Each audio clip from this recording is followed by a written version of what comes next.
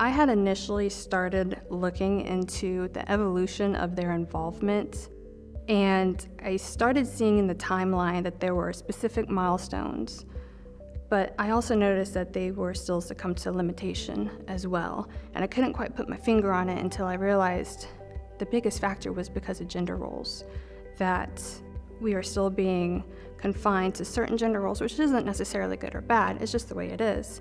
But when I took on that new perspective in my research, I was more excited about what I was learning, and also the meaning behind women being involved in these operations became much more powerful for me. Women have played a variety of roles in the intelligence field, a lot of them being support, how we have traditionally seen it. But if you go back to the Civil War, roughly about 150 years ago, you have women doing things that were very unexpected. You had women who were hiding messages inside their bodice, inside the lining of their dresses, and even inside the hair pieces that they wore.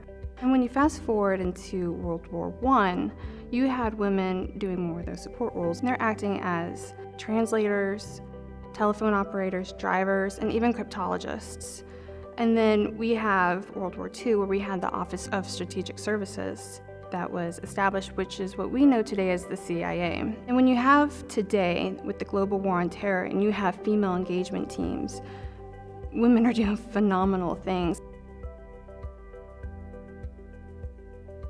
There are several advantages of giving women the opportunity to be involved in intelligence operations. Having women involved brings in a new analytical thinking approach to problems. So you have a diverse way of solving issues, which promotes improved intelligence gathering, enhances credibility, and it also helps establish force protection. And we're not just seeing this in areas like Iraq and Afghanistan, we're seeing it in peacekeeping operations as well, such as in Cambodia, Kosovo, Timor-Leste, Liberia, and even the Democratic Republic of Congo.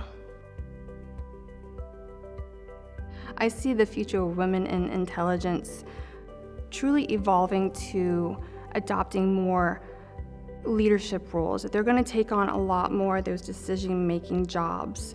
That yes, right now we have women doing things that are completely and have always been unexpected just 150 years ago, and comparing that to what they accomplished today is phenomenal. They're out there, they're getting dirty, they're jumping out of airplanes, they're boots on the ground, gathering intelligence from locals.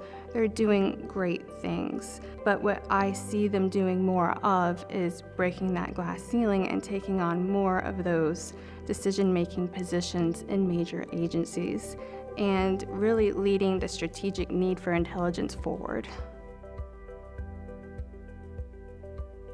To help promote women's involvement in intelligence, this is really going to go beyond any law or policy that can be written. It really is going to look at us as a culture. Something like that is simply just going to take time.